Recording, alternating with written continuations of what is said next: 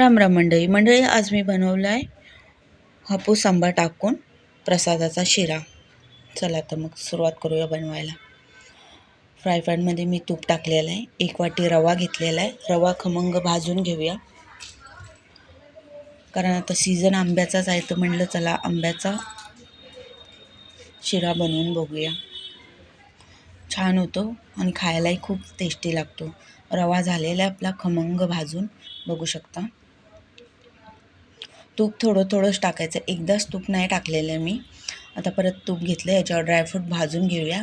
आणि एक आंबा मी हापूस आंबा सोलून मिक्सरमध्ये बारीक वाटून घेतलेला बघू शकता, प्युरी बनवून घेतलेली आहे. आता याच्यामध्ये ड्रायफ्रूट भाजून घेऊया.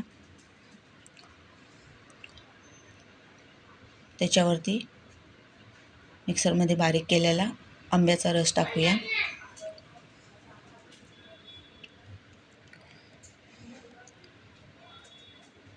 आता हे 10 मिनटं व्यवस्थित परतून घेऊया. थोडं पाणी सुकून होईल तसं.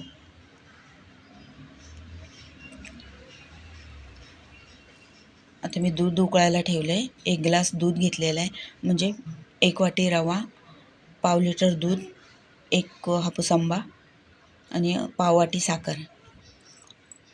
चवीनुसार 1 चिमटभर मीठ टाकले, वेलची पूड टाकलेली आहे. आता दूध टाकूया. गॅस मी बंद केलेला आहे, कारण काय आंबा आणि दूध फाटू शकतं, त्याच्यामुळं गॅस बंद केलेला आहे. आता सर्व मिक्स करून घेऊया व्यवस्थित.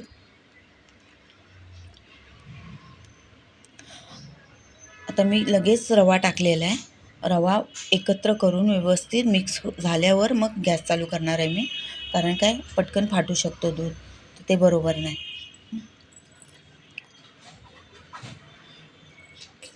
आता व्यवस्थित मिक्स करून आता गॅस मी चालू केला आहे.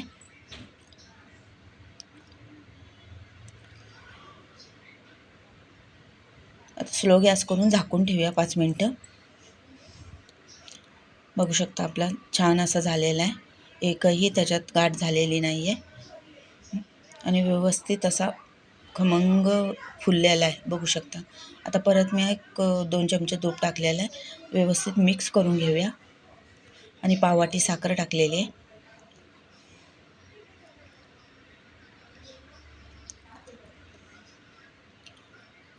व्यवस्थित मिक्स करून घेऊया.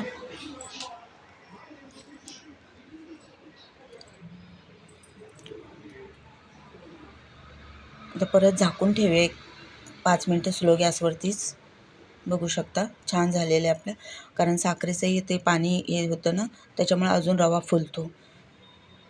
बघू शकता मस्त झालेलं आहे, असं तूप सुटलेलं आहे साईडने.